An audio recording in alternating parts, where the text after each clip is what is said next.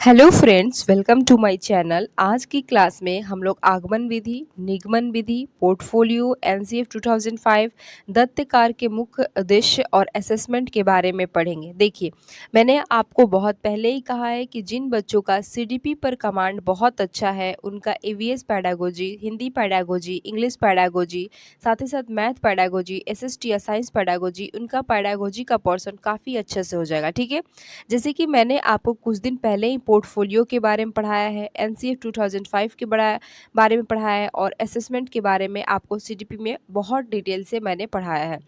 तो मैं यही आपसे कहूँगी कि पर डे आप लोग ईवीएस की क्लास को फॉलो करिए। जिन बच्चों का ईवीएस पर कमांड अच्छा रहेगा, उनका पैडागोजी का पोर्शन अपने आप ठीक होता जाएगा। ठीक है, तो चलिए यहाँ पर हम लोग कुछ वीडियो को देख लेते हैं जो आपके एग्ज़ाम में पूछे जाते हैं। ठीक है, एक एक करके उन सभी को देखेंगे। तो चलिए इस क्लास को शुरू करते हैं। यहाँ पर हम बात करते हैं सबसे पहले कि आगमन विधि क्या होता है, जिसे हम इंडक्टिव मेथड कहते हैं। यहाँ पर देखिए, सबसे पहले मैं बता दूं कि आगमन विधि क्या होता है। आगमन मतलब यहाँ पर देखिए, अ से क्या होता है उदाहरण और अ से क्या होगा आगमन, यानी कि वह विधि जिसमें हम बच्चे को पहले उदाहरण देकर समझाते हैं, उसके बाद हम क्या करते हैं, उसी उदाहरण को बताते बताते हम एक नियम की तरफ ले जाते हैं बच्चों को। यानी कि आगमन विधि में आप पहले बच्चों को उदाहरण देते हैं, उसके बाद नियम की ओर ले जाते हैं। इसे हम याद कैसे करेंगे, अ से आगमन, अ से उदाहरण। ठीक है, उदाहरण के बाद बच्चे को हम नियम की ओर ले जाते हैं, एग्जाम्पल के बाद हम बच्चे को डिफिनीशन की ओर ले जाते हैं। ठीक है, पहले हम बच्चे को एग्जाम्पल देंगे, उसके बाद हम क्या करेंगे, डिफिनीशन देंगे, बच्चे को डिफिनीशन बताएंगे, रूल बताएंगे। ठीक है, अब देखिए इसमें क्या कह रहा है, एक एक करके समझते हैं। देखिए यहाँ पर कह रहा है कि जहाँ पर आप स्पेसिफिक या पार्टिकुलर एग्जाम्पल से आप बताते हो जनरल रूल, यानी कि आप कोई भी एग्जाम्पल, स्पेसिफिक मतलब सामान्य या पार्टिकुलर कोई भी एग्जाम्पल से हम क्या करते हैं, हम एक जनरल रूल को बताते हैं। यानी कि हम एग्जाम्पल से कहाँ जाते हैं, रूल की तरफ जाते हैं। हम एग्जाम्पल से रूल की तरफ जाते हैं, एग्जाम्पल से डिफिनीशन की तरफ जाते हैं। पहले हम बच्चे को एग्जाम्पल देंगे, एग्जाम्पल के थ्रू समझाएंगे, तब हम क्या करेंगे, एक डिफिनीशन के थ्रू एक डिफिनीशन पर पहुंचेंगे, जहां बच्चा आसानी से उस डिफिनीशन को समझ जाएगा, क्योंकि हम पहले ही उसको एग्जाम्पल दे दिए। ठीक है, यहाँ तक समझ में आया। देखिए यहाँ पर कह रहा है कि इसमें हम पहले एग्जाम्पल देकर बच्चे को समझाते हैं, उसके बाद एग्जाम्पल के आधार पर ही डिफिनेशन देते हैं। ठीक है, दूसरा तीसरा कह रहा है कि यह शिक्षण विधि छात्र केंद्रित होता है, यानी कि चाइल्ड सेंटर्ड होता है। छात्र केंद्रित क्या होता है, चाइल्ड सेंटर्ड का मतलब क्या होता है कि बच्चा यहाँ पर बीच में होगा। इसको हम क्लियर कर लेते हैं। देखिए, चाइल्ड सेंटर्ड का मतलब होता है कि बच्चा यानी कि बीच में रहेगा। जैसा बच्चा कहेगा टीचर को वैसा ही पढ़ाना पड़ेगा, जो बच्चा कहेगा टीचर वही पढ़ाएगा। यानी कि हमें इसमें क्या करना है, बच्चे के थ्रू चलना है, बच्चे की जहाँ आवश्यकता है उसको पूरा करना है। ठीक है, इसमें टीचर अपनी मनमानी नहीं कर सकता है। तो ये क्या होता है, यह विधि आपका छात्र केंद्रित है, यानी कि हमें बच्चे को देखकर कोई भी चीज़ को पढ़ाना है, कोई भी चीज़ को बताना है। ठीक है, तो देखिए जो विद्यार्थी, देखिए यह शिक्षण विधि है, चाइल्ड सेंटर्ड है, जो विद्यार्थियों को करके सीखने पर बल देती है, स्वयं से करने की बात करता है। जैसे कि टीचर आराम से अपने कक्षा में पूछ सकता है, अगर वो कोई टॉपिक पढ़ाने की कोशिश कर रहा है और बच्चे को एग्जाम्पल देना चाहता है, तो बच्चे को एग्जाम्पल वो अब खुद से दिलवाएगा, बच्चा खुद से एग्जाम्पल देना शुरू कर देगा। और धीरे धीरे क्या करेगा, टीचर बच्चा से ही रूल बनवाना भी शुरू करता है। ठीक है, यानी कि बच्चा इसमें स्वयं करके सीखता है। और यह विधि कैसी है, याद रखिएगा, यह विधि आपका चाइल्ड सेंटर्ड है, यानी कि बच्चे को पहले हम उदाहरण देंगे। ठीक है, चलिए तो इसमें और भी शिक्षण विद्या है, आगमन विधि के अंतर्गत और शिक्षण विद्या है, तो देखते हैं वो कौन कौन सी विद्या आगमन विधि के अंतर्गत आती है। देखिए यहाँ पर आपको दिख रहा है कि उदाहरण से नियम की ओर, पहले हमें बच्चों को उदाहरण देना है, उसके बाद हमें क्या करना है, उसे नियम पर नियम बताना है। ठीक है, यानी कि बच्चे को अगर हम उदाहरण देकर सिखाने लगे, तो बच्चा अगर उदाहरण समझ रहा है तो धीरे धीरे खुद ही नियम को अपना डेवलपमेंट कर लेगा। ठीक है, इसके बाद कह रहे हैं स्थूल से सूक्ष्म की ओर, हमें बच्चे को स्थूल से सूक्ष्म, स्थूल समझ रहे जैसे कि हम माइक्रो बोलते हैं, स्थूल का मतलब होता है माइक्रो। ठीक है, और सूक्ष्म का मतलब होता है माइक्रो होता है। माइक्रो मतलब क्या होता है, सूक्ष्म। जैसे कि आप लोग क्या कहते हैं, माइक्रोस्कोप, यानी कि सूक्ष्मदर्शी, बहुत छोटी चीज़ों को देखने के लिए हम माइक्रोस्कोप का यूज़ करते हैं, जिसे हम अपनी नंगी आंखों से नहीं देख सकते। ठीक है, यहाँ पर होता है माइक्रो, माइक्रो मतलब वृहद भी होता है, यानी कि बड़े चीज़ें होते हैं। देखिए यहाँ पर हम समझते हैं, एक और एग्जाम्पल के थ्रू कि अगर आपके बॉडी का सूक्ष्म पार्ट कहा जाए तो आप क्या कहेंगे, आपके बॉडी में उंगली हो जाएगी, फिंगर हो जाएगी, जो सूक्ष्म होती है। स्थूल की बात करें तो देखिए, स्थूल हमारे बॉडी में स्थूल पार्ट कौन हो जाएंगे, हाथ पैर हो जाएंगे, जिससे आप चल सकते हैं, दौड़ सकते हैं, तैर सकते हैं। तो ये आप बड़े चीज़ों का, अपने बॉडी में बड़े पार्ट का यूज कर रहे हैं। लेकिन वहीं हम सूक्ष्म की बात कर दें तो आपका हाथ हो जाएगा, जहाँ पर क्या करेंगे, आप पेन पकड़ कर लिखना शुरू करेंगे, आप पलके झपकाएंगे, तो ये सब क्या हो जाएगी, सूक्ष्म हो जाएगी। ठीक है, तो हमें बच्चे को पहले बड़ी चीज़ें बताना है, उसके बाद हमें उसे सूक्ष्म चीज़ों की ओर लेकर जाना है। यहाँ तक समझ में आया। अब बात करते हैं विशिष्ट से सामान्य की ओर। देखिए, बच्चे को हमें पहले विशिष्ट चीज़ें बताना है, उसके बाद धीरे धीरे करके उसे सामान्य की ओर ले आना है। जैसे कि देखिए, यहाँ पर हम समझते हैं, देखिए विशिष्ट आपका कोई दोस्त, माँ बाप जो आपके लिए बहुत प्रिय हैं, वो क्या होंगे, आपके लिए विशिष्ट होंगे। यानी कि कहते हैं ना, ये मेरे लिए स्पेसिफिक है, यानी कि विशिष्ट है। मेरे माता पिता, मेरे भाई बहन, मेरे दोस्त, ये सभी मेरे लिए विशिष्ट है।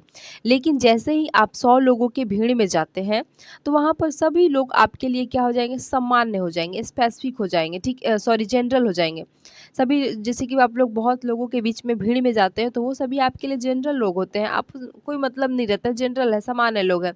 लेकिन आप लोग बोलते हैं ना कि आज मेरे घर पर बहुत विशिष्ट लोग आने वाले हैं, यानी कि वो आपके करीबी होंगे, जो आपके प्रिय होंगे। ठीक है, तो हमें क्या करना है, बच्चे को विशिष्ट चीज़ों को बताना है, उसके बाद धीरे धीरे करके सामान्य चीज़ों की ओर लेकर आना है। यहाँ तक समझ में आया। देखिए, यहाँ पर कह रहा है ज्ञात से अज्ञात की ओर। ज्ञात क्या है, ज्ञात मतलब वो चीज़ जो हमें पहले से मालूम है, अज्ञात मतलब वो चीज़ जिसके बारे में हमें मालूम नहीं है। तो हमें क्या करना है, ज्ञात से अज्ञात की ओर ले आना है बच्चों को। देखिए, बच्चे को हमें कैसे पढ़ाना है, मान लेते हैं यहाँ पर दो चीज़ों के बारे में बताते हैं। एक आपका हो गया ज्ञात और एक आपका हो गया अज्ञात। ठीक है, हमें बच्चे को वो चीज़ पहले बताना है, वो चीज़ से शुरुआत करना जिसके बारे में बच्चा जानता है, और धीरे धीरे करके हमें उस चीज़ की तरफ ले आना है जिसके बारे में बच्चा नहीं जानता है। जैसे कि आप लोग पानी के बारे में समझिए, हमें आज मान लेते हैं क्लास में आपने पानी के बारे में, आज आप लोगों ने क्लास में आपको टीचर पानी के बारे में मान लेते हैं आपको पढ़ाना है। समझिए, सपोज कि आप टीचर है, आपको बच्चों को पानी के बारे में पढ़ाना है, तो आप क्या करेंगे, आप बच्चों को जोड़ेंगे। तो पहले हम उससे जोड़ेंगे जो उसको पहले से अनुभव, उसको पहले से ज्ञात है। तो हम बच्चों से पूछेंगे, क्या आप लोग पानी जानते हैं, तो सभी बच्चे कहेंगे हाँ सर, हाँ सर जानते हैं। तो आप पूछेंगे, पानी का यूज कहाँ होता है बताइए। तो बच्चा बताएंगे, सर हम पानी पीने में यूज़ करते हैं, खाना खाते हैं तो पानी लेते हैं, नहाते हैं तो पानी से नहाते हैं, इसके बाद हम कपड़े भी धोते हैं तो पानी से धोते हैं, खाना पकाते हैं तो पानी से पकाते हैं, हमारे लिए पानी बहुत यूज़फुल है। ठीक है, ये तो समझ गए कि बच्चा को ज्ञात है पानी के बारे में। इसके बाद आप क्या करेंगे, तुरंत उससे धीरे धीरे करके पूछेंगे, अच्छा देखो तो बताओ कि पानी बनता कैसे है। अब क्या करेंगे, सभी बच्चे आपकी बातें सुनकर एकदम चुप हो जाएंगे, क्योंकि उन्हें नहीं मालूम है ये सब बातें कि पानी कैसे बनता है। ठीक है, तो वो क्या करेंगे, वो आपकी बातों को ध्यान से सुनने लगेंगे कि अच्छा पानी भी बनता है, कैसे बनता है। तो क्या करेंगे, आप बच्चे को धीरे धीरे करके अज्ञात चीज़ों की ओर ला रहे हैं कि पानी कैसे बनता है, और यहाँ पर आप बताएंगे कि पानी कैसे बनता है। यानी कि हमें बच्चे को ज्ञात से अज्ञात की ओर लाना है। जो बच्चे को चीज़ पहले से मालूम है, उसी के आधार पर जो चीज़ें उसे नहीं मालूम है वहाँ तक पहुँचना है। ठीक है, यहाँ तक समझ में आया। अब देखते हैं आगे। देखिए, नेक्स्ट क्या कर रहा है, मूर्त से अमूर्त की ओर। यहाँ पर आपका मूर्त होगा, मूर्ति लिखा गया है, सॉरी, तो यहाँ पर आपका मूर्त होगा। तो हमें क्या करना है, मूर्त से अमूर्त की ओर लेकर आना है। मूर्त चीज़ें समझते हैं क्या होता है, और अमूर्त चीज़ें देखिए क्या होता है, समझते हैं इसको।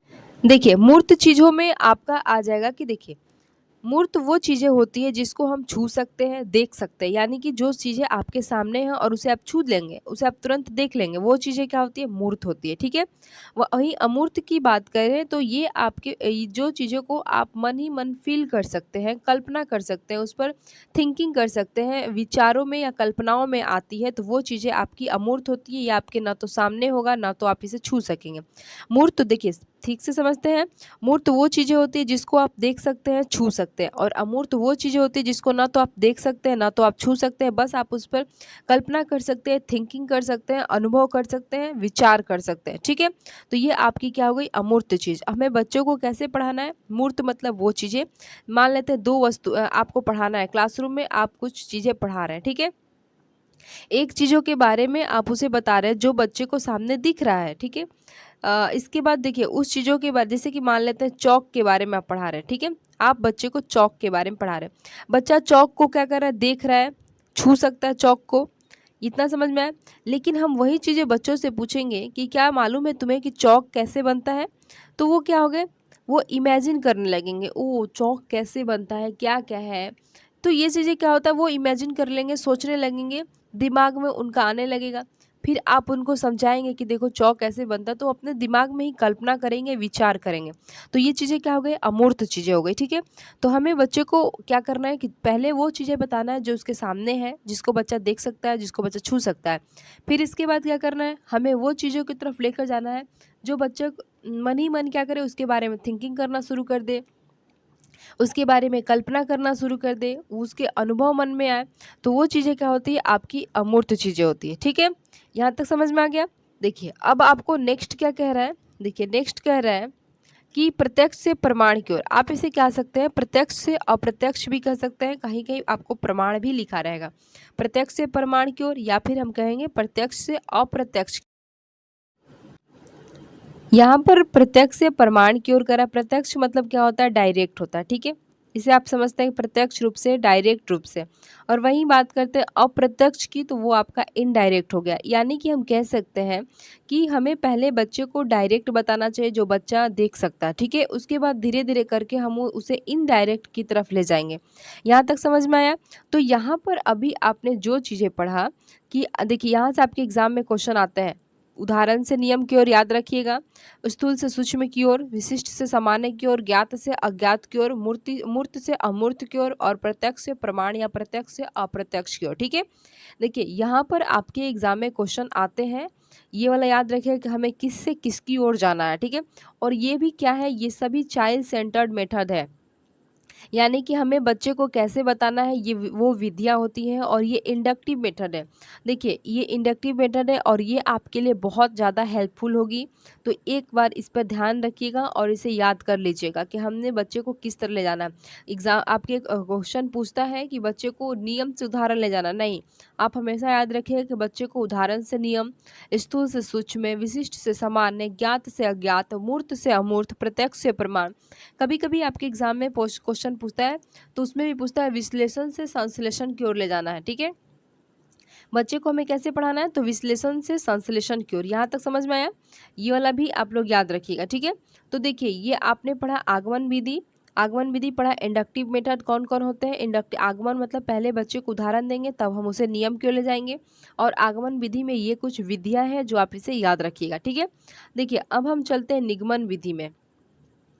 यहाँ पर आपने पढ़ा आगमन विधि, अब हम पढ़ेंगे निगमन विधि। निगमन विधि क्या होती है, यह वह विधि होती, देखिए निगमन मतलब क्या होता है, नी से निगमन और नी से नियम होता है, ठीक है? नी से निगमन और नी से नियम, इसमें हम बच्चे को पहले डायरेक्ट नियम बता देते हैं, तब हम उसके क्या बोलते हैं, उदाहरण देते हैं, ठीक है?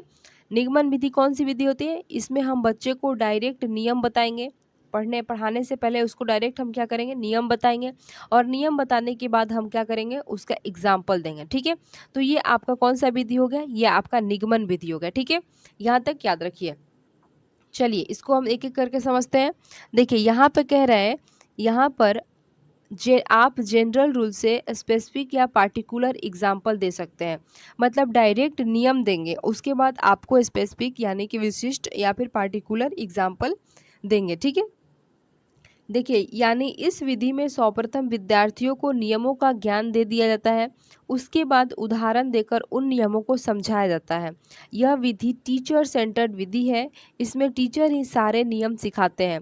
टीचर चुपचाप अपना नियम देंगे, बच्चे चुपचाप कॉपी पर नियम नोट करेंगे या फिर नियम समझेंगे, फिर इसके बाद टीचर क्या करेंगे, उदाहरण देंगे और इस तरह बच्चे को समझाएंगे। ये आपका टीचर सेंटर्ड विधि है, यानी कि अगर आपके एग्जाम में टीचर सेंटर कहीं दिख जाए तो वो ऑप्शन आपका गलत होता है, ठीक है? हमें टीचर सेंटर पर काम नहीं करना, हमें चाइल्ड सेंटर पर काम करना है। तो सबसे यूजफुल क्या होगा, सबसे यूजफुल आपका ये आगमन विधि है। जहाँ भी आपको आगमन विधि दिख जाए वो आंसर आपका सही होगा। और आगमन विधि की ये जो विधियाँ हैं, ये जो आपका सूक्ष्म शिक्षण है, सूक्ष्म विधियाँ है, ये भी बहुत ज़रूरी है, इसे याद कर लीजिएगा, ठीक है? और यहाँ पर आपने समझा निगमन विधि क्या होता है, तो ये आपका टीचर सेंटर्ड होता है, और जहाँ भी टीचर सेंटर्ड है वो आपके लिए सही नहीं है, ठीक है? क्योंकि हमें अब क्या करना है, चाइल्ड सेंटर्ड ही देखना है। और देखिए निगमन विधि नी फॉर नियम, नी फॉर निगमन, यानी कि हमें बच्चे को पहले नियम बताना है, तब हम उसे एग्जाम्पल के थ्रू ले जाएंगे। यहाँ तक समझ में आया? चलिए देखिए, इसमें भी विधियाँ हैं। देखिए यहाँ पर क्या करें, इसमें हम पहले डिफिनीशन देते हैं, उसके बाद एग्जाम्पल। वही बात है कि पहले हम बच्चे को नियम बताते हैं, उसके बाद एग्जाम्पल देंगे। यहाँ पर देखिए यही सब विधियाँ हैं, इसको क्या कर दिया गया, उल्टे कर दिया गया है। अज्ञात से ज्ञात और नियम से उदाहरण की जगह ये नियम से उदाहरण कर दिया है। तो इस विधि को आपको ध्यान में नहीं रखना है, ठीक है। ये अगर आपके ऑप्शन में आए तो आप उस ऑप्शन को गलत काट दीजिएगा। लेकिन जैसे ही अगर आपको ये विधि दिख जाए, उदाहरण से नियम, सूक्ष्म से स्थूल, स्थूल से सूक्ष्म, विशिष्ट से समान, ज्ञात से ज्ञात, मूर्त से अमूर्त, प्रत्यक्ष से प्रमाण या प्रत्यक्ष से अप्रत्यक्ष, तो ये ऑप्शन आपके सही होंगे, ठीक है, क्योंकि ये आपका चाइल्ड सेंटर है। लेकिन आपका निगमन विधि ये आपका क्या हो जाएंगे, डिडक्टिव मेथड यानी कि निगमन विधि, ये आपका टीचर सेंटर हो जाएगा। और टीचर का काम क्या है, टीचर को देखिए पहले टीचर नियम बता दे रहा है बच्चे को, तब उदाहरण देगा। टीचर वो बताएगा जो बच्चे को नहीं मालूम है, तब बच्चों को जो मालूम है वहाँ तक पहुँचाएगा। तो हमें इस विधि पर काम नहीं करना है, ठीक है। अगर ये उल्टे हो जाता है तो ये टीचर सेंटर रहता है, ठीक है। यहाँ तक समझ में आया? तो चलिए हम इसको और आगे देखते हैं। आप लोग यहाँ पर याद रखिएगा, देखिए जो आपने ये पढ़ा कि देखिए यहाँ पर आपने पढ़ा आगमन विधि, ठीक है, यानी कि इंडक्टिव मेथड। तो इसको आप याद रखिए कि आजकल टीचिंग के क्षेत्र में इंडक्टिव तरीके से ही पढ़ाया जा रहा है, ठीक है। हमें डिडक्टिव तरीके से नहीं पढ़ाना है बच्चे को पहले हमें उदाहरण देकर ही समझाना है, ठीक है, ताकि वो समझ सके। तो आजकल टीचिंग के क्षेत्र में इंडक्टिव तरीके का यूज हो रहा है, आगमन विधि का यूज हो रहा है। और ये किसकी वजह से आया है, तो ये आपके पियाजे की वजह से आया है, ठीक है। पियाजे ने अपनी थ्योरी में एक्सप्लेन किया है कि ये छोटे छोटे जो बच्चे हैं, ये आपके डिडक्टिव मेथड यानी कि निगमन विधि को समझ नहीं पा रहे हैं, उनकी थिंकिंग डेवलप नहीं हो रही है। मान लेते छोटे बच्चे हैं, आप डायरेक्ट उसे नियम बताएंगे तो बच्चे नियम कैसे समझ पाएंगे। तो हमें छोटे बच्चे को पहले क्या करना है, एक उदाहरण देकर समझाना है, ठीक है। तो जहाँ भी आपके इंडक्टिव मेथड से क्वेश्चन आएगा वो आपके ऑप्शन क्या हो जाएंगे, ऑटोमेटिक सही हो जाएंगे, ठीक है। तो बच्चे को हमें क्या करना है, इंडक्टिव मेथड से पढ़ाना है, ना कि डिडक्टिव मेथड से, ठीक है। तो डिडक्टिव मेथड क्या है, ये आपका निगमन विधि ये आपका टीचर सेंटर्ड है। और टीचर सेंटर कोई भी चीज़ आपके ऑप्शन को गलत कर देता है, ठीक है। तो इस ऑप्शन को आपको याद नहीं रखना है। तो चलिए अब हम आगे बढ़ते हैं, बात करते हैं यहाँ पर पोर्टफोलियो। देखिए पोर्टफोलियो क्या होता है, एक बार इसे समझते हैं। और ये बात करते हैं कि पोर्टफोलियो क्या होता है, ये भी आपके एग्जाम में पूछते हैं। तो देखिए पोर्टफोलियो एक प्रकार की फाइल होती है जिसमें किसी बच्चे के एक निश्चित अवधि में किए गए कामों का संग्रह होता है, ठीक है। देखिए पोर्टफोलियो एक प्रकार की फाइल होती है जिसमें हमें क्या करना है, बच्चा एक निश्चित अवधि यानी कि कह सकते हैं कि 1 महीना में बच्चे ने क्या किया, 6 महीने में बच्चे ने क्या किया, 1 साल में बच्चे ने क्या किया। तो 1 महीने में जो बच्चे ने जो भी काम किए हैं उसका एक संग्रह होता है। उस फाइल में हम उस बात को 1 महीने के अंदर बच्चे के सारे डिटेल को इस फाइल में भरेंगे। यही आपका क्या होता है, पोर्टफोलियो होता है। देखिए portfolio is collection of everything, यानी कि बच्चे के बारे में जितने भी सूचना है, जितने भी चीज़ें हैं, उन सब का कलेक्शन है, ठीक है। अब बात करते हैं कि देखिए स्टूडेंट के बारे में जितनी इन्फॉर्मेशन है, उसकी उपलब्धियाँ, उसकी प्रगति, उसकी कमियाँ, इन सब का क्या है, कलेक्शन है। पोर्टफोलियो में इन्हीं सबको क्या किया जाता है, कलेक्ट करके रखा जाता है। पोर्टफोलियो क्या है, एक प्रकार की फाइल है। और ये बच्चे की निश्चित अवधि में जो काम किए हैं ना, जो उनकी उपलब्धि है, उनकी प्रगति है, उनकी कमियाँ हैं, इन सब का क्या है, वो कलेक्शन है, ठीक है। इन्हीं चीज़ को उसमें कलेक्ट करके लिखा जाता है, रखा जाता है। देखिए पोर्टफोलियो हर बच्चे का इंडिविजुअल होता है, हर बच्चे का अलग अलग फाइल रिकॉर्ड होती है। अगर आपके क्लास में 35 बच्चे हैं तो प्रत्येक बच्चे का पोर्टफोलियो बनाया जाता है। और प्रत्येक बच्चे ने 1 महीने में, 6 महीने में कौन सा ऐसा काम किया है, कौन सी उपलब्धि हासिल की, कितनी प्रगति की, उसकी क्या कमियाँ है, इन सब का क्या किया जाता है, कलेक्ट करके उस फाइल में रखा जाता है। और सभी बच्चों की फाइल अलग अलग बनती है। यहाँ तक समझ में आया कि पोर्टफोलियो क्या है। आगे देखते हैं। देखिए पोर्टफोलियो को ट्रांसफ़र किया जा सकता है। जब बच्चे दूसरे टीचर के पास चले गए तो पोर्टफोलियो टीचर के पास चला जाता है। याद रखिए कि पोर्टफोलियो को हम ट्रांसफ़र करेंगे। मान लेते हैं अभी आप 6 क्लास में, ठीक है। तो आपके क्लास टीचर ने आपके बारे में पोर्टफोलियो बनाया, यानी कि क्लास 6 में 36 बच्चे हैं तो 36 बच्चों का टीचर ने क्या किया, इस क्लास के क्लास टीचर ने अपना एक पोर्टफोलियो बनाया, ठीक है। अब बच्चा क्लास 7 में जाता है, ठीक है। क्लास 7 में आपका 36 के 36 बच्चे चले गए। तो अब 7 क्लास का जो क्लास टीचर है, ये जो टीचर है 6 क्लास वाले, वो पोर्टफोलियो की जितनी भी 36 फाइल बनाए थे वो 7 क्लास के बच्चे टीचर को दे देंगे, 7 क्लास के क्लास टीचर को दे देंगे। अब 7 क्लास का क्लास टीचर क्या करेगा कि इन 36 बच्चे को वहाँ से फिर क्या करेगा, पोर्टफोलियो में जो भी इंफॉर्मेशन होगी क्लास 7 की वो सब उसमें भरना शुरू कर देंगे। ठीक है, जैसे कि अगर आप सीआईडी की बात करते हैं, हम लोग जो टीवी पर धारावाहिक आता है सीआईडी, तो उसमें आप देखते हैं जब भी किसी के बारे में हमें इन्फॉर्मेशन निकालनी हो तो हमें क्या, वो तुरंत उसके स्कूल में पहुंच जाते हैं जहाँ से वो पढ़ा है, और वहाँ पर बोलते हैं कि क्या हमें इस बच्चे के बारे में कुछ जानकारी मिल सकती है। तो वहीं स्कूल में वही सब फाइलें दिखाई जाती है जिसमें बच्चे को बहुत पहले से जानकारी एकत्र की जाती है। ठीक है, तो यही ए पोर्टफोलियो है, पोर्टफोलियो को ट्रांसफ़र किया जाता है। अगर आप 6 क्लास में हो, 6 क्लास के क्लास टीचर ने मान लेते हैं 36 बच्चों का पोर्टफोलियो बनाया है, तो बच्चा जब 7 में जाएगा, ये 36 बच्चे 7 क्लास में जाएंगे, तो पोर्टफोलियो की फाइल जो 6 क्लास का क्लास टीचर था वो 7 क्लास के क्लास टीचर को दे देगा, और फिर 7 क्लास का क्लास टीचर फिर से वहीं से 36 बच्चे का पोर्टफोलियो बनाना शुरू करेंगे। ठीक है, अब देखिए बात करते हैं यहाँ पर नेक्स्ट कि पोर्टफोलियो से बच्चे की महत्वपूर्ण जानकारियाँ मिलती है, जैसे कि बच्चे की व्यक्तिगत जानकारी, पारिवारिक जानकारी, शैक्षणिक जानकारी, शैक्षिक जानकारी, सांस्कृतिक तथा सामाजिक जानकारी। यानी कि पोर्टफोलियो जो फाइल है इसमें हम बच्चे के और भी क्या चीज़ें रखेंगे, व्यक्तिगत बच्चे के पर्सनल जानकारी को रखेंगे, उसके पारिवारिक यानी कि परिवार का माहौल कैसा है, परिवार में लोग कैसे रखते हैं, परिवार में उसके कौन कौन है, परिवार का क्या नाम है, ये सब भी उसमें होता है। बच्चे ने शैक्षिक उपलब्धियां मतलब पढ़ाई लिखाई में कितनी उपलब्धियां हासिल की, कहाँ कमियां हैं, क्या प्रगति किया बच्चे ने। सह शैक्षिक यानी कि पढ़ाई लिखाई के अलावा जितने भी एक्टिविटी है उसमें बच्चे की क्या उपलब्धियां रही है, बच्चा उसमें कैसा कर रहा है, ये सभी इसमें रखेंगे। ठीक है, साथ ही साथ सांस्कृतिक तथा सामाजिक, बच्चा किस संस्कृति से आता है, उसको सांस्कृतिक में क्या क्या होता है, उसके समाज में कैसे मतलब उसका रिलेशन है, इन सब के बारे में हम पोर्टफोलियो में रखेंगे। यानी कि मैंने आपको क्या पढ़ाया है कि पोर्टफोलियो क्या होता है, portfolio is collection of everything, यानी कि हम बच्चे के सभी प्रकार की सूचना या जानकारी को उस फाइल में हम रखेंगे। ठीक है, और वो भी कैसी, तो बच्चे ने जो निश्चित अवधि में किए गए कामों का संग्रह होता है, 1 महीने में उसके साथ क्या क्या हुआ, इन सब को उसमें रखा जाता है। ठीक है, यहाँ पर बात करते हैं, देखिए पोर्टफोलियो के कारण बच्चों के मूल्यांकन करना आसान हो जाता है, यानी कि बच्चों के बारे में जानकारी एकत्र करना और भी आसान हो जाता है। ठीक है, इतना आप पोर्टफोलियो के बारे में समझ गए। अब बात करते हैं एनसीएफ 2005 राष्ट्रीय पाठ्यचर्या रूपरेखा। देखिए, अगर आपको एनसीएफ के बारे में डिटेल से जानना है तो मैंने पूरी डिटेल से थ्योरी आपके सीडीपी के क्लास में पढ़ाया हुआ है। एनसीएफ बहुत ज़रूरी है, आप सब जाकर आप सीडीपी के प्लेलिस्ट में एनसीएफ 2005 के बारे में मैंने ऑलरेडी पढ़ाया है, तो आप लोग जाकर पहले वो वीडियो देखेंगे। ठीक है, अब देखते हैं कि देखिए एनसीएफ के बारे में, बच्चों के आकलन के लिए एनसीएफ 2005 में निम्नलिखित संकेत की सिफारिश की गई है।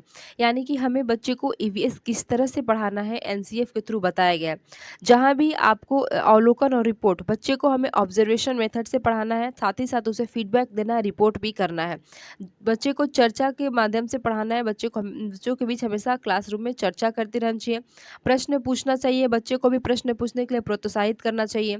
इसके बाद विश्लेषण, कोई भी चीज़ है तो उसको टुकड़ों में तोड़कर समझाना चाहिए। और संश्लेषण क्या होता है, उन फिर टुकड़ों को जोड़ेंगे। जैसे कि मान लेते हैं आप पढ़ा रहे हैं विद्यालय, जैसे कि आपको एक वर्ड दिख रहा है विद्यालय, विद्या प्लस आपने इसको तोड़ा कि विद्या प्लस क्या होता है, विद्या प्लस आलय।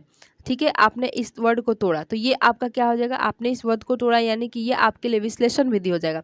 लेकिन जैसे ही आप इसको जोड़ेंगे तो ये विद्यालय, यानी तो ये विद्यालय बन जा रहा है, तो ये आपका संश्लेषण विधि हुआ। यानी कि देखिए, अगर हम किसी चीज़ को टुकड़ों में तोड़ के पढ़ते हैं तो वो आपका हो जाएगा विश्लेषण विधि। अगर हम इन टुकड़ों को फिर क्या करेंगे, एक एक कर जोड़ेंगे तो आपका हो जाएगा संश्लेषण विधि। ठीक है, जैसे कि अभी आप अलग अलग सीडीपी पढ़ रहे हैं, ईवीएस पढ़ रहे हैं, फिर मैथ पढ़ रहे हैं, लेकिन जैसे ही आपका एग्ज़ाम होगा सीटेट का, तो आप सबको क्या करेंगे, एक साथ इसका एग्ज़ाम देंगे, यानी कि आप सबको संश्लेषित कर लेंगे।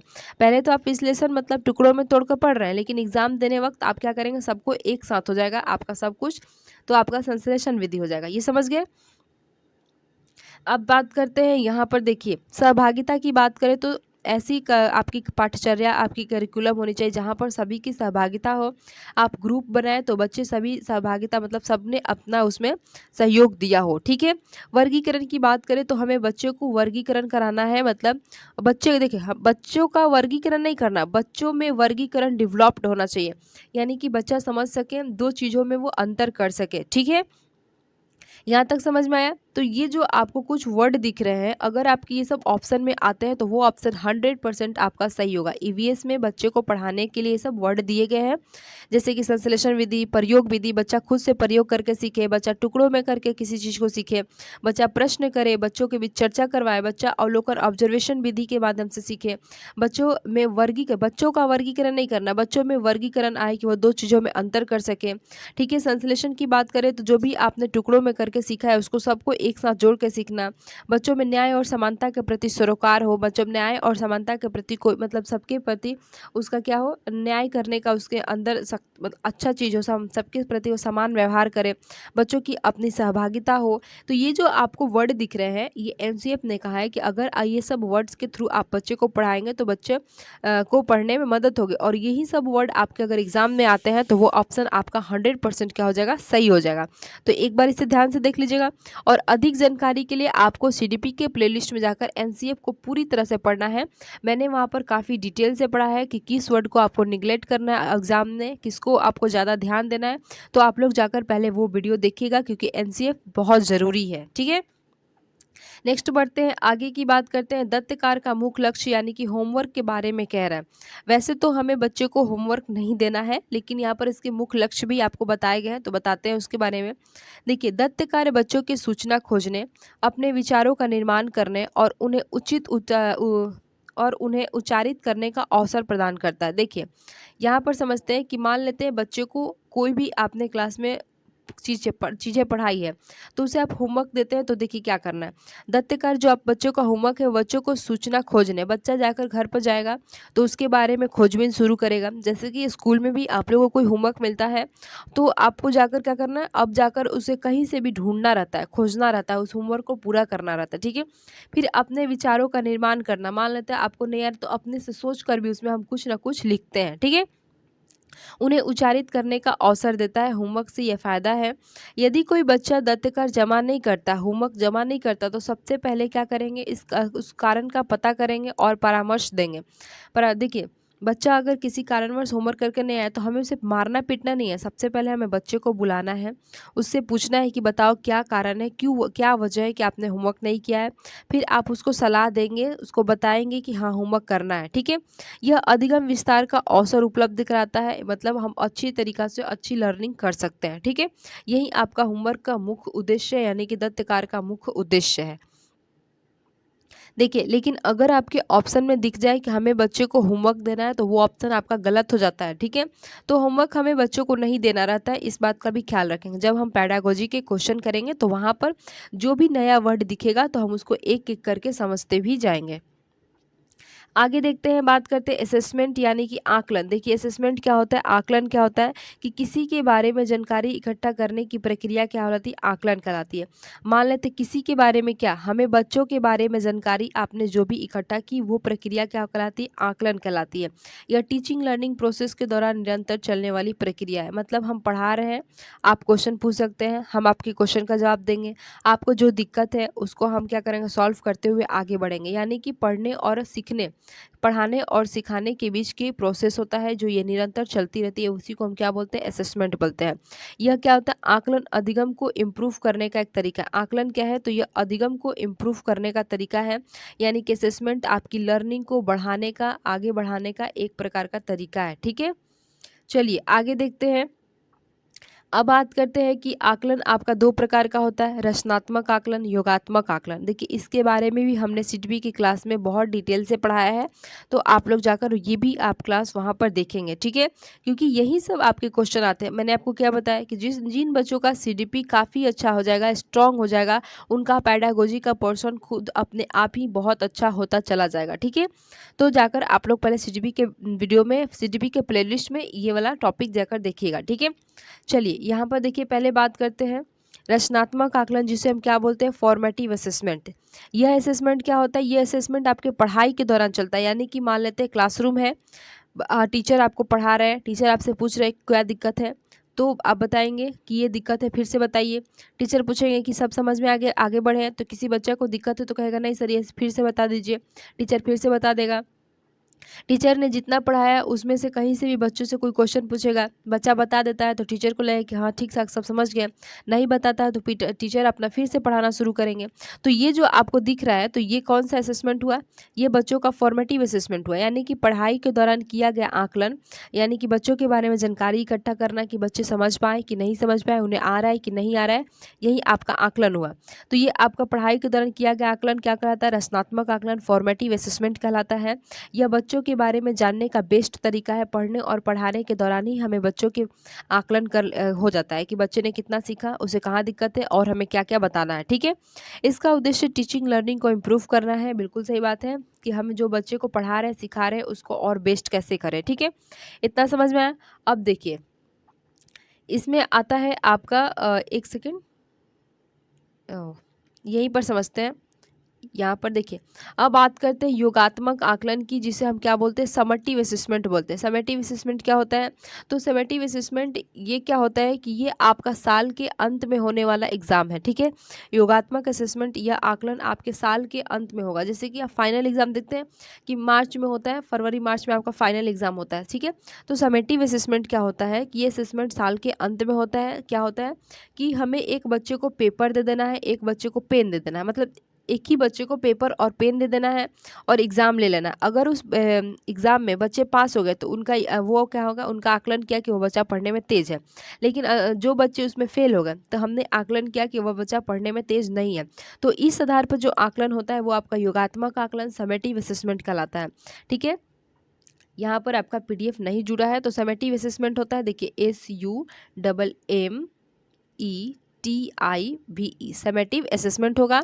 ये असेसमेंट आपका साल के अंत में होगा, एक पेपर और पेन के माध्यम से होगा कि बच्चे को पेपर पेन दे दो, एग्जाम ले लो, जो बच्चा पास हो गया वो अच्छा पढ़ा, अच्छा है पढ़ने में, जो बच्चा फेल होगा पढ़ने में अच्छा नहीं है। तो इस प्रकार का हमें बच्चों का आकलन नहीं करना है, इससे बच्चों को मतलब जो भी दिक्कत है वो पूरा नहीं हो पाएगा। तो हमें क्या करना है, हमें बच्चे में योगात्मक आकलन की जगह हमें रचनात्मक आकलन का उपयोग करना है। ठीक है, रचनात्मक फॉर्मेटिव असेसमेंट जो आपके पढ़ाई के दौरान ही होगा। ठीक है, इतना समझ में आया। चलिए आगे देखते हैं। ये देखिए आपका एग्जाम में क्वेश्चन आता है, assessment of learning, assessment as learning, assessment for learning, यानी कि अधिगम का आकलन, अधिगम के लिए आकलन, अधिगम के समान आकलन, अधिगम के लिए आकलन, ये क्या होता है। असेसमेंट ऑफ लर्निंग के बारे में बात करें तो देखिए, ऑफ मतलब क्या होता है, ऑफ मतलब क्या होता है, तो असेसमेंट ऑफ लर्निंग क्या होता है, जैसे कि मैंने आपको पढ़ाया कि समेटिव असेसमेंट। ठीक है, मैंने आपको पढ़ाया कि समेटिव असेसमेंट क्या होता है कि ये साल के अंत में होता है, तो ये से याद रखिएगा। असेसमेंट ऑफ लर्निंग यानी कि साल का अंतिम एग्जाम, इस तरह से याद रखिएगा। असेसमेंट ऑफ लर्निंग का मतलब क्या होता है, साल का अंतिम एग्जाम। तो असेसमेंट ऑफ लर्निंग जहां आपको दिख जाए तो समझिएगा ये समेटिव असेसमेंट की बात कर रहा है, और ये देखते ही आपका ऑप्शन क्या हो जाएगा, गलत हो जाएगा। ठीक है, देखिए अगर आपसे पूछता है कि हमें बच्चों का आकलन कैसे होना चाहिए, तो समेटिव और फॉर्मेटिव दोनों तरीके से होना चाहिए। ठीक है, समेटिव भी होना चाहिए, फॉर्मेटिव भी होना चाहिए। लेकिन अगर कहे कि केवल समेटिव तो गलत, केवल फॉर्मेटिव तो गलत, यानी कि ओनली जो वर्ड आता है वो आपका ऑप्शन को गलत कर देता है। अभी आपको भले ही समझ में ना है तो हम इसका देखिए, एक तो आप इसको समझने का एक तरीका है कि आप जाकर सीडीपी की क्लास देखिएगा, और दूसरा तरीका जब हम आपको प्रीवियस ईयर क्वेश्चन कराएंगे तो वहाँ भी समझाएंगे। ठीक है, तो देखिए जहाँ भी अगर आपको दिख जाए असेसमेंट ऑफ लर्निंग, यानी कि यहाँ पर क्या कर रहा है, समेटिव असेसमेंट की बात कर रहा है। ठीक है, समेटिव असेसमेंट यानी कि साल के अंत का अंतिम एग्जाम कहेंगे, साल का अंतिम एग्जाम। ऑफ मतलब क्या होता है, का, तो का हो जाएगा साल का, यानी कि समेटिव असेसमेंट की बात कर रहा है। इसके बाद बात करते हैं हम, देखिए यहाँ पर बात करेंगे आपको assessment as learning. Assessment as learning, as मतलब क्या होता है, देखिए ये सेल्फ लर्निंग का एक तरीका है। जैसे कि ये आपका हो जाएगा सेल्फ लर्निंग, आप खुद से अपना असेसमेंट कर रहे हैं। खुद से कैसे करते हैं, तो बहुत लोग देखते हैं कॉपी ले लेते हैं और याद करते हैं, और जैसे ही उनको उन्हें मतलब ध्यान रखना क्या हमको ये चीज़ याद है, तो क्या करें, कॉपी पर अपना एक हाथ रख देते हैं, इसके बाद बोलेंगे पढ़ते रहेंगे, और जहाँ भुलाएंगे एक बार खुद से देख लेंगे। ठीक है, तो वो करेंगे अपना सेल्फ असेसमेंट ऑफ लर्निंग, यानी कि सॉरी असेसमेंट एज लर्निंग यानी कि स्वयं का आकलन वो करते हैं कि हमें कितना याद है। एज की बात करें तो इसमें आपके क्लासमेट आ जाएंगे, आपके फ्रेंड आ जाएंगे, आपके पीयर मेट आ जाएंगे, आपके फ्रेंड आ जाएंगे। कभी कभी आप लोग क्या करते हैं कि कुछ चीज़ें आप लोग याद करते हैं तो अपने दोस्तों को कॉपी देकर पूछते हैं कि ये थोड़ा सा हमसे पूछो तो क्वेश्चन हमको याद है कि नहीं, तो आपके दोस्त भी आपसे पूछते हैं। तो ये असेसमेंट एज लर्निंग में आप खुद आ जाएंगे, यानी कि आप अपने द्वारा आकलन कर लेते हैं, आप अपने दोस्तों को देकर भी अपना आकलन करवा लेते हैं। ठीक है, तो ये आ जाएगा असेसमेंट एज लर्निंग में। इसके बाद बात करते हैं, देखिए इसके बाद बात करते हैं फॉर्मेटिव की बारे assessment for learning. Assessment for learning देखिए 4 से क्या हो जाएगा, 4 से आपका फॉर्मेटिव हो जाएगा। ठीक है, 4 से आपका फॉर्मेटिव हो जाएगा। असेसमेंट फॉर लर्निंग जहाँ आ जाएगा, ये ऑप्शन भी बिल्कुल सही हो जाएगा। 4 मतलब फॉर्मेटिव, यानी कि पढ़ने पढ़ाने के दौरान बच्चों का आकलन, यानी कि बच्चे को क्या नहीं आ रहा है, क्या आ रहा है, इन सब चीज़ों के बारे में हम क्या करेंगे, असेसमेंट फॉर लर्निंग में अधिगम के लिए आकलन में जान लेंगे कि बच्चे को क्या आ रहा है, जैसे कि उसे कहाँ दिक्कत है, उसे हम जो पढ़ा रहे समझ में नहीं आ रहा है तो उसे हम दोबारा बता देंगे। तो ये सब क्या आ जाएगा, असेसमेंट फॉर लर्निंग में आ जाएगा। ठीक है, इतना समझ में आया? तो चलिए आगे बढ़ते हैं। देखिए आगे आपका यहाँ पर ही क्लास खत्म हो रहा है। Thanks for watching. वीडियो पसंद तो वीडियो को लाइक करिएगा, चैनल को सब्सक्राइब करिएगा। और मैं आपको फिर से कह रही हूँ कि आप लोग सीडीपी के इस पार्ट को आप लोग स्ट्रॉन्ग करिए, इससे आपका पैडागोजी के हर विषय का पोर्शन आपका कंप्लीट हो जाएगा। हर विषय में जितने पैडागोजी है आपको धीरे धीरे करके स्ट्रॉन्ग होता जाएगा। यहाँ पर एक क्लास और बच गई है पैडागोजी की, इसके बाद हम लोग प्रीवियस ईयर क्वेश्चन करेंगे। और प्रीवियस ईयर क्वेश्चन में जितने भी वर्ड आपको न्यू देखने को मिलेंगे उन सब को हम लोग करते जाएंगे। अगर आप प्रीवियस ईयर लगाएंगे, मैं आपको लगवाऊंगी पर डे प्रीवियस ईयर आएगा इसका पैडागोजी का। ठीक है, तो प्रीवियस ईयर आपको जैसे ही बनाना शुरू करेंगे पैडागोजी का, आपका पैडागोजी स्ट्रांग होते जाएगा। ठीक है, तो प्रीवियस ईयर बहुत ज़रूरी है, जो मैं आपको खुद ही करवाऊंगी। तो चलिए यहीं पर हम लोग क्लास को स्टॉप करते हैं। और दूसरी बात कि जाकर आप लोग सीडीपी के प्लेलिस्ट में असेसमेंट के टॉपिक को देखिएगा, एनसीएफ के टॉपिक को देखिएगा। ठीक है, ये 2 काम आप लोग जरूर कीजिएगा।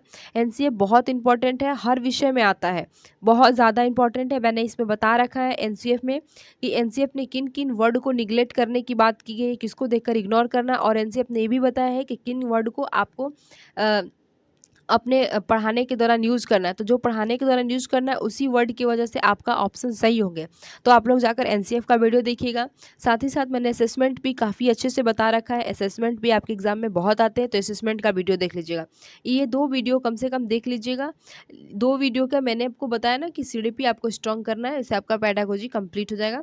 तो सीडीपी पर आप लोग को ध्यान देना जरूरी है। ठीक है, तो चलिए क्लास को यहीं रोकते हैं। Thanks for watching. वीडियो पसंद तो वीडियो को लाइक करिएगा, चैनल को सब्सक्राइब